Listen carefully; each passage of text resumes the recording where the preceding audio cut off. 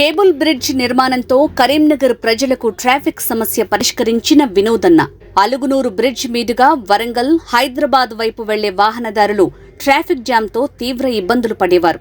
హైదరాబాద్, వరంగల్ వైపు వెళ్లే కరీంనగర్ ప్రజల ఇబ్బందులు, అలాగే ఇతర ప్రాంతాల నుంచి ఈ బ్రిడ్జి మీదుగా కరీంనగర్ వచ్చే వారి ఇబ్బందులను గుర్తించిన నాటి బీఆర్ఎస్ ప్రభుత్వం మానేరు డ్యాంపై కేబుల్ బ్రిడ్జిని నిర్మించి ప్రజలకు ట్రాఫిక్ చిక్కులు లేకుండా చేసింది. ఈ కేబుల్ బ్రిడ్జి నిర్మాణంలో మన అన్న బోయినపల్లి వినోద్ కుమార్ పాత్ర ఎంతో ఉంది. మాజీ మంత్రి గంగుల కమలాకర్తో కలిసి కేసీఆర్ వద్దకు వెళ్లి ట్రాఫిక్ సమస్య లేకుండా కొత్త బ్రిడ్జి కోసం అడిగారు.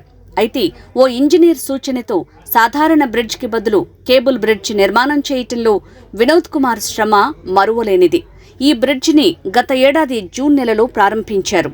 ఈ బ్రిడ్జి ప్రారంభోత్సవం సమయంలో వినోద్ కుమార్ కేబుల్ బ్రిడ్జి సలహా ఇచ్చిన ఇంజనీర్ని ప్రత్యేకంగా వేదికపైకి పిలిచారు.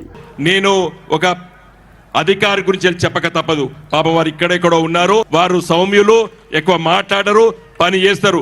గంగుల కమలాకర్ గారు నేను ఆలోచిస్తే, సార్ ఉత్త బ్రిడ్జ్ వద్దు, ఇంకొక 30% ధర పెరుగుతుంది, దీన్ని కేబుల్ బ్రిడ్జ్ గా మార్చడని చెప్పి ఆలోచన చేస్తే వెంటనే ఎమ్మడి వడి దాని ఆచరణ చేసినటువంటి నాయకుడు గంగుల కమలాకర్ గారు. ఈ కార్యక్రమంలో నన్ను భాగస్వాములు చేసినటువంటి పెద్దలు అన్న వినోద్ అన్న గారికి, వేదిక మీద ఉన్నటువంటి ప్రతి ఒక్కరికి పేరు పేరున ధన్యవాదాలు. అన్నింటికన్నా ముఖ్యము ఒక వ్యక్తిని మీకు పరిచయం చేయాలి.